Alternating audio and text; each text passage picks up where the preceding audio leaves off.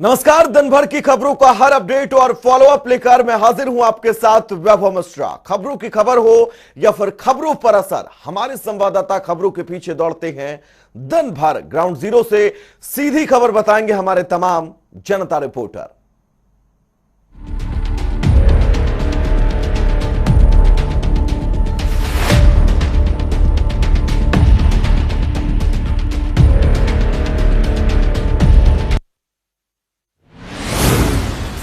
पंजाब में सुबह से ही सियासत काफी गरमाई हुई थी कि आखिर कैप्टन अमरिंदर सिंह अपने पद से इस्तीफा देंगे या नहीं। इसी बीच कैप्टन अमरिंदर सिंह ने अपना जो इस्तीफा है वो पंजाब के राज्यपाल को सौंप दिया है और उसके बाद इस्तीफा सौंपने के बाद उन्होंने मीडिया से बातचीत करते हुए कहा कि ये उन्हें ह्यूमिलेट किया गया है और उन्होंने सुबह ही सोनिया गांधी जी को बता दिया था कि वे अपने पद से इस्तीफा दे रहे हैं और उन्होंने अब अपना इस्तीफा भी जो है वो दे दिया है। अब देखना ये होगा कि पंजाब का मुख्यमंत्री का चेहरा नया कौन होता है। भले ही कैप्टन अमरिंदर सिंह ने मुख्यमंत्री पद से इस्तीफा दे दिया हो, लेकिन वो पहले से ही पार्टी से नाराज चल रहे थे और जब उन्होंने मीडिया से बातचीत की तो ये बात जगजाहिर भी हुई। दरअसल कैप्टन अमरिंदर ने कहा कि कांग्रेस पार्टी में उनका हमेशा से अपमान किया गया। आपको बता दें, इससे पहले पार्टी के 40 विधायक भी कैप्टन अमरिंदर के खिलाफ आला कमान को शिकायत कर चुके थे, जिसके बाद कैप्टन अमरिंदर ने अपनी पूरी कैबिनेट के साथ राज्यपाल को इस्तीफा सौंप दिया। पश्चिम बंगाल में भारतीय जनता पार्टी को बड़ा झटका लगा है। आपको बता दें कि पश्चिम बंगाल की आसनसोल सीट से भारतीय जनता पार्टी के सांसद रहे और केंद्रीय मंत्री बाबुल सुप्रियो ने टीएमसी का दामन थाम लिया है। जहां एक तरफ बाबुल सुप्रियो ये ऐलान कर चुके थे कि वो अब किसी भी पॉलिटिकल पार्टी का दामन नहीं थामेंगे और राजनीति से संन्यास ले लेंगे, लेकिन अब बाबुल सुप्रियो ने टीएमसी का दामन थाम कर उन तमाम जो है बातों को उल्टा सिद्ध कर दिया है। आपको बता दें कि इससे पहले कयास जरूर लगाए जा रहे थे कि बाबुल सुप्रियो टीएमसी का दामन थाम सकते हैं, लेकिन लगातार उनकी तरफ से ये मना किया जा रहा था कि जब उन्होंने इस्तीफा संन्यास ले लिया है, जब उन्होंने राजनीति से, तो फिर वो किसी पार्टी का दामन क्यों थामेंगे। लेकिन अब जब उन्होंने टीएमसी का दामन थाम लिया है तो इसे बहुत बड़ा झटका भारतीय जनता पार्टी के लिए पश्चिम बंगाल में देखा जा रहा है। तो बीजेपी सांसद और पूर्व केंद्रीय मंत्री बाबुल सुप्रियो तृणमूल कांग्रेस में शामिल हो गए हैं। आपको बता दें कि उन्होंने हाल ही में राजनीति छोड़ने की घोषणा की थी, लेकिन अब उनके इस फैसले ने सभी को चौंका दिया है। वहीं टीएमसी में शामिल होने के बाद अपनी पहली प्रतिक्रिया में उन्होंने कहा कि टीएमसी में आकर गर्व महसूस कर रहा हूं और आज का दिन मेरे लिए बहुत अहम है।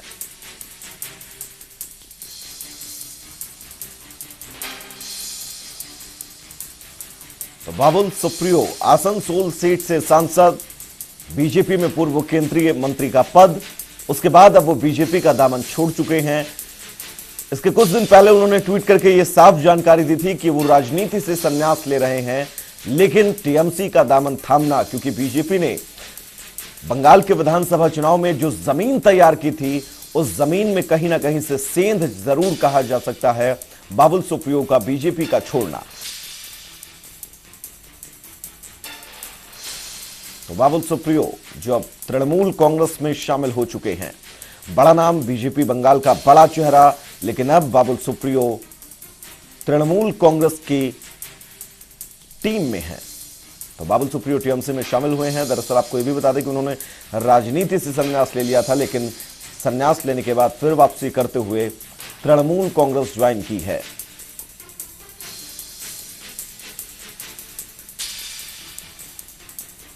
तो पूर्व केंद्रीय मंत्री बाबुल सुप्रियो, सभी की नजरें आज पूरा दिन टीवी स्क्रीन पर थी कि बाबुल सुप्रियो ने आखिर क्यों बीजेपी छोड़ी। दरअसल आपको बता दें, बंगाल विधानसभा चुनाव के बाद जब बीजेपी ने केंद्र में मंत्रिमंडल विस्तार किया, तब बाबुल सुप्रियो से मंत्रालय ले लिया गया। वैसे तो बाल विवाह अपराधों की श्रेणी में आता है, लेकिन राजस्थान सरकार की ओर से एक ऐसा ही बिल लाया गया है जिस पर जमकर बवाल हो रहा है। आपको बता दें कि मुख्य विपक्षी पार्टी बीजेपी ने कांग्रेस सरकार पर आरोप लगाया है कि बाल विवाह को कांग्रेस सरकार लगातार बढ़ावा दे रही है। दरअसल राजस्थान विधानसभा में बाल विवाह को लेकर एक विधेयक को पारित किया गया है। इस पर जमकर बहस भी छिड़ी थी, लेकिन वहीं बीजेपी के विधायकों का कहना है कि अगर विधानसभा में ये बिल पारित होती है तो विधानसभा के लिए ये काला दिन होगा। राजस्थान में बाल विवाह को लेकर अब विवाद छिड़ गया है। दरअसल राजस्थान विधानसभा में बाल विवाहों को लेकर संशोधन विधेयक 2021 को ध्वनिमत से पारित किया गया। इसके पारित होने से पहले इस पर जमकर चर्चा हुई, लेकिन मत विभाजन की मांग स्वीकार नहीं किए जाने पर बीजेपी के सदस्यों ने बहिष्कार किया। वहीं बिल पर चर्चा के दौरान बीजेपी विधायक ने कहा कि यह बिल पास हो जाता है तो यह विधानसभा के लिए सबसे काला दिन होगा।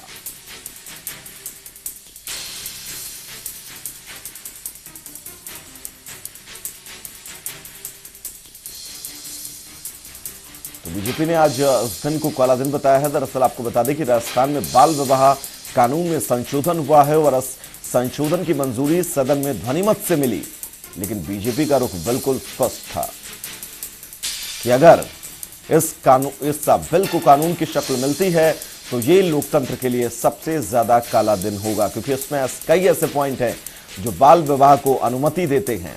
उसके बाद अब इस बिल का बीजेपी पुरजोर विरोध कर रही है।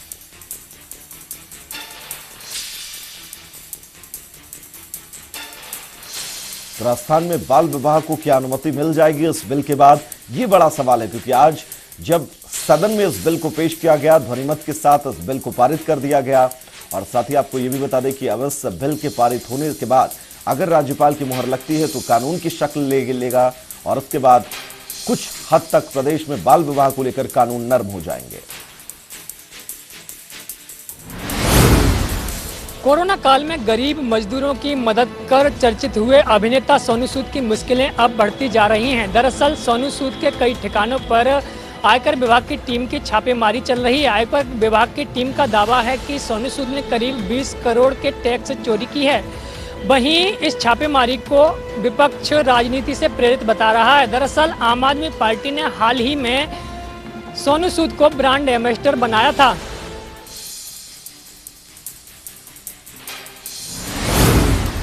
तो दरअसल ये छापेमारी पिछले 3 दिन से चल रही है। इसके साथ ही इनकम टैक्स की टीम ने यह दावा किया है कि 20 करोड़ रुपए की कर चोरी संबंधित उन्हें सबूत भी मिले हैं। ये सबूत सोनू सूद और उनके सहयोगियों के परिसरों की तलाशी के दौरान मिले।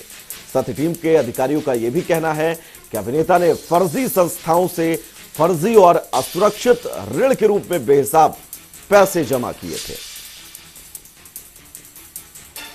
तो सोनू सूद की मुश्किलें लगातार बढ़ती। दिल्ली में गिरफ्तार किए गए आतंकवादी के बहराइच से जुड़े हुए हैं तार। दिल्ली पुलिस ने कल जिन आतंकवादियों को गिरफ्तार किया गया है उसमें से पकड़ा गया एक आतंकवादी अबू बकर उत्तर प्रदेश के बहराइच जिले का रहने वाला है। अबू बकर बहराइच के थाना कैसरगंज क्षेत्र के सोनारी चौराहा का रहने वाला है और कुछ वर्षों पूर्व अपने माता पिता के साथ सऊदी अरब चला गया था। सन 2013 में सऊदी अरब से आने के पश्चात उसने अपनी शिक्षा सहारनपुर के देवबंद से ग्रहण की है और कुछ महीनों पहले वो बहराइच में अपने पैतृक गांव में आकर के रहने लगा था और कुछ दिनों पूर्व वो जमात के सिलसिले में दिल्ली गया हुआ था और वहीं से दिल्ली पुलिस की स्पेशल सेल ने उसे गिरफ्तार किया गया है। अबू बकर को जिन आतंकवादियों के साथ गिरफ्तार किया गया है उनके कहीं न कहीं तार पाकिस्तानी खुफिया एजेंसी ISI से जुड़े बताए जा रहे हैं और ये आतंकवादी आने वाले त्योहारों में लगातार भारत के कई शहरों में सिलसिलेवार बम विस्फोट की योजना बना रहे थे। अबू बकर की गिरफ्तारी के पश्चात बहराइच में सुरक्षा एजेंसियां लगातार सतर्क हो गई हैं और यहां पर लगातार सघन चेकिंग अभियान जारी है। दिल्ली जयपुर के बीच इलेक्ट्रॉनिक हाईवे बनाया जाएगा। इसकी जानकारी खुद केंद्रीय मंत्री नितिन गडकरी ने दी। उन्होंने बताया कि उनका मंत्रालय दोनों शहरों के बीच राजमार्ग निर्माण के लिए पहले से ही एक विदेशी कंपनी के साथ चर्चा कर रहा है। अगले साल मार्च तक दिल्ली और जयपुर के बीच की दूरी को 2 घंटे में ही तय कर लिया जाएगा। आपको बता दें, ये देश का पहला इलेक्ट्रॉनिक हाईवे होगा।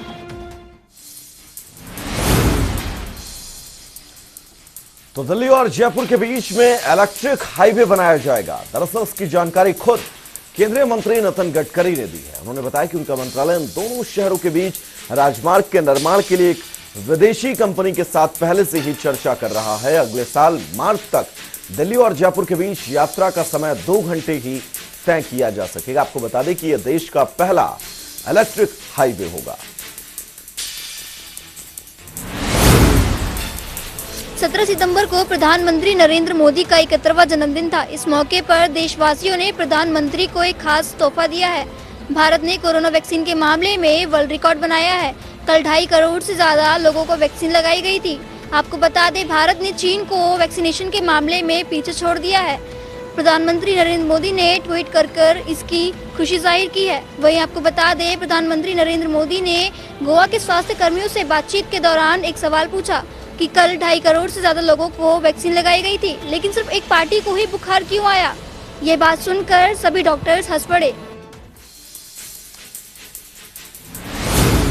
17 सितंबर को देश के प्रधानमंत्री नरेंद्र मोदी का 71वां जन्मदिन था। इस मौके पर देशवासियों ने पीएम मोदी को एक खास तोहफा दिया। दरअसल शुक्रवार को भारत ने कोरोना वैक्सीन लगाने का वर्ल्ड रिकॉर्ड बनाते हुए पड़ोसी देश चीन को भी पीछे छोड़ दिया। देश में एक दिन में 2.5 करोड़ से ज्यादा लोगों को वैक्सीन लगी। पीएम मोदी ने भी इस उपलब्धि पर ट्वीट करके खुशी जाहिर की। साथ ही पीएम मोदी ने गोवा के स्वास्थ्य कर्मियों से बातचीत के दौरान वहां मौजूद एक डॉक्टर से संजिया लहजे में पूछा कि कल 2.5 करोड़ लोगों को वैक्सीन लगी तो एक पार्टी को बुखार क्यों आया है। प्रधानमंत्री की यह बात सुनकर वो डॉक्टर भी हंस पड़े। तो वैक्सीनेशन मामले में प्रधानमंत्री नरेंद्र मोदी का कल जन्मदिन 17 सितंबर को जन्मदिन देश भर में मनाया गया। साथ ही अपील की गई थी कि इस दिन रिकॉर्ड वैक्सीनेशन किया जाएगा और जिसके मद्देनजर पूरे देश भर के अंदर 2.5 करोड़ से ज्यादा लोगों को वैक्सीन दी गई। और आपको यह भी बता दें, ये विश्व में सबसे ज्यादा नंबर हैं एक दिन में वैक्सीन देने वाले। इससे पहले यह रिकॉर्ड चीन के नाम था, लेकिन भारत ने 17 सितंबर प्रधानमंत्री नरेंद्र मोदी के जन्म वाले दिन इस रिकॉर्ड को नस्तानाबूद कर दिया। प्रधानमंत्री मोदी ने कई सवाल भी पूछे। आपको बता दें, कल 2.5 करोड़ से ज्यादा लोगों को कोरोना की वैक्सीन लगाई गई।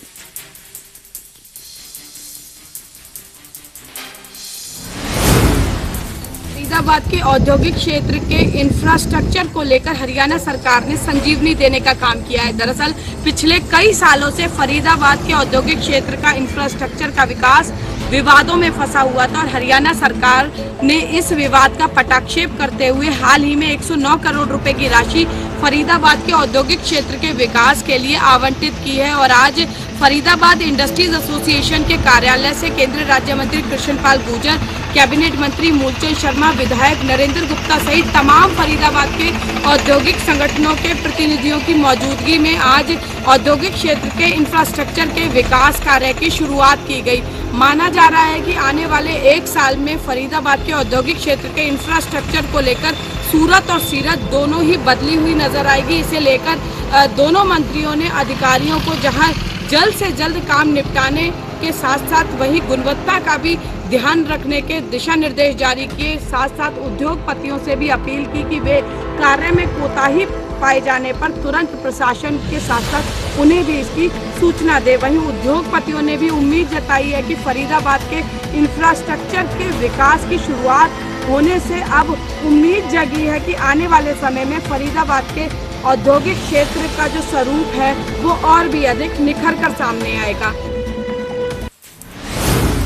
वित्त मंत्री डॉक्टर बनवारी लाल ने पूर्व मुख्यमंत्री भूपेंद्र सिंह हुड्डा के उस बयान पर पलटवार किया जिसमें उन्होंने कहा था कि गन्ने के भाव में 12 रुपए की जो वृद्धि की गई है उस पर सरकार इवेंट कर रही है, प्रचार कर रही है।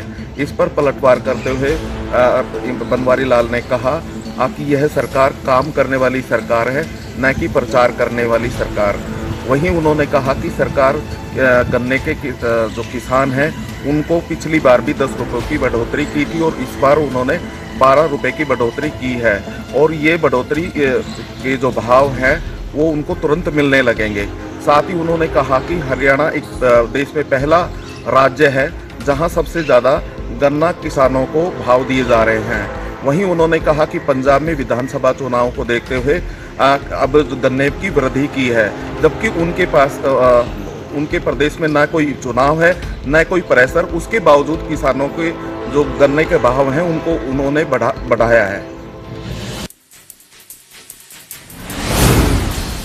हिमाचल कांग्रेस एक बार फिर भाजपा की जयराम सरकार पर सबसे पहले कानून व्यवस्था पर, क्योंकि जिस तरह से कांग्रेस के नेताओं के ऊपर हमले हो रहे हैं और वो निंदनीय है। कड़ी निंदा जो है इस बाबत की गई है और ये कहा गया है कि न्यायिक जांच इस पूरे प्रकरण की यहाँ पर की जानी चाहिए। इसी बाबत अब कांग्रेस अगर इन तमाम चीजों पर अगर राज्य सरकार कोई चिंतन नहीं करती है, संज्ञान नहीं लेती है, तो निश्चित रूप से कांग्रेस अब सड़कों पर उतरेगी। अगर आप 8वीं कक्षा में पढ़ते हैं तो ये खबर आपके लिए बड़ी ही महत्वपूर्ण है। हरियाणा विद्यालय शिक्षा बोर्ड ने ये निर्णय लिया है कि 8वीं में पढ़ने वाले प्रत्येक छात्र की हरियाणा विद्यालय शिक्षा बोर्ड अब परीक्षा लेगा। हालांकि पहले ये परीक्षा केवल उन्हीं छात्रों की होनी थी जो हरियाणा विद्यालय शिक्षा बोर्ड द्वारा ही संबंधित थे। अब निर्णय लिया गया है कि जो भी छात्र 8वीं में पढ़ता है, चाहे वह CBSE बोर्ड से हो या अन्य किसी भी बोर्ड से पढ़ रहा हो, उसे हरियाणा विद्यालय शिक्षा बोर्ड द्वारा जारी इस आदेश को मानना होगा और वो परीक्षा देनी होगी। हरियाणा विद्यालय शिक्षा बोर्ड के चेयरमैन डॉक्टर जगबीर सिंह का कहना है कि शिक्षा की नियमावली में ये पहले ही लिखा हुआ है। इसी लिखे हुए आदेश के तहत ही उन्होंने ये निर्णय लिया है और इसके लिए बैठक भी हो चुकी है। हालांकि एक बैठक जो कि सिलेबस और अन्य सामग्री को लेकर के होगी वो भी जल्दी की जाएगी। चेयरमैन का कहना है कि सिलेबस हरियाणा विद्यालय शिक्षा बोर्ड ही पारित करेगा और बच्चों को 2 चांस मिलेंगे, उसमें अंदर ही उन्हें 8वीं की परीक्षा पास करनी होगी।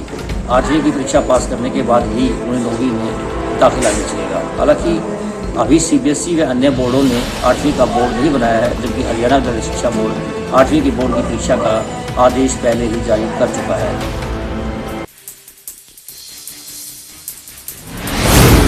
हरियाणा स्टाफ सिलेक्शन कमीशन की ओर से आयोजित होने वाली हरियाणा महिला सिपाही भर्ती परीक्षा के लिए दादरी डिपो की ओर से परीक्षार्थियों के लिए स्पेशल बसों को प्रबंध किया गया है। इसको लेकर आज अल सुबह चरखी दादरी डिपो से 13 बसें यमुनानगर, कुरुक्षेत्र, पंचकुला, करनाल व अम्बाला के लिए रवाना हुई। इस बारे में रोडवेज डिपो के प्रबंधक दीपक कुमार से बात की गई तो उनका कहना था कि महिला परीक्षार्थियों के लिए हरियाणा रोडवेज चरखी दादरी की ओर से 13 बसों का प्रबंध किया गया है, जो कि परीक्षार्थियों को दादरी से लेकर सेंटर तक लाने व ले जाने का काम करेंगे।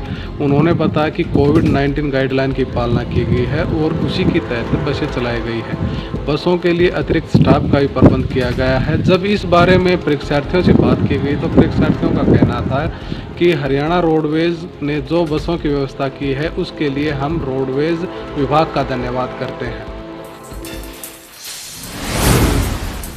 हरियाणा रोडवेज की ओर से हिसार से चंडीगढ़ के लिए अब लग्जरी बस सेवा है वो शुरू कर दी गई है और इससे पहले जो लग्जरी बस सेवा है सन 2012 में शुरू की गई थी, परंतु मेंटेनेंस के ज़्यादा खर्चे और आमदनी कम के चलते उस बस सेवा को बंद करना पड़ा था। और आपको बता दें कि जिस समय लग्जरी बस सेवा शुरू की गई थी, हिसार से चंडीगढ़ और हिसार से दिल्ली के रोड पर ये बस सेवा चलाई गई थी, परंतु अब दोनों ही जगह लग्जरी बस सेवा है वो बंद कर दी गई है। और अब 7 साल के बाद दोबारा से रोडवेज विभाग की ओर से जो लग्जरी बस सेवा है हिसार से चंडीगढ़ के लिए ट्रायल बेस पर शुरू की गई है और यदि ये ट्रायल बस सेवा कामयाब होती है तो हिसार से दिल्ली के लिए भी लग्जरी बस सेवा है वो देखने को मिलेगी।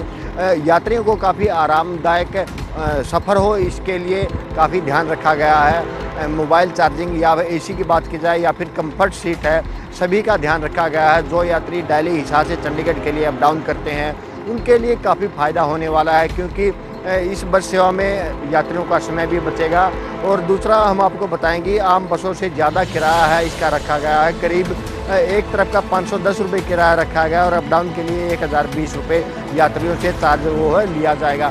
परंतु यात्रियों के लिए काफ़ी आरामदायक ये बस सेवा रहने वाली है। आगामी समय में देखना होगा कि हरियाणा रोडवेज की ओर से दोबारा जिस तरह से लग्जरी बस सेवा चलाई गई है वो कितनी कामयाब रहती है और कितने यात्री इसमें सफ़र का आनंद वो ले पाते हैं। कप्तान विराट कोहली के साथ विवाद के कारण 4 साल पहले अपना पद छोड़ने वाले अनिल कुंबले और अपनी सलामी बल्लेबाजी के लिए मशहूर VVS लक्ष्मण हो सकते हैं भारतीय क्रिकेट टीम के नए मुख्य कोच। वर्तमान कोच रवि शास्त्री का कार्यकाल इस T20 विश्व कप के बाद समाप्त होने जा रहा है। ऐसे में सौरव गांगुली की अगुवाई वाला भारतीय क्रिकेट बोर्ड अपने नए कोच के लिए आवेदन कर सकता है। तो चलिए, जनता रिपोर्टर में फिलहाल के लिए इतना ही। रुकेंगे एक बहुत छोटे से ब्रेक के लिए, कहीं जाइएगा नहीं। जनता टीवी पर खबरों का सफर लगातार जारी रहेगा। नमस्कार।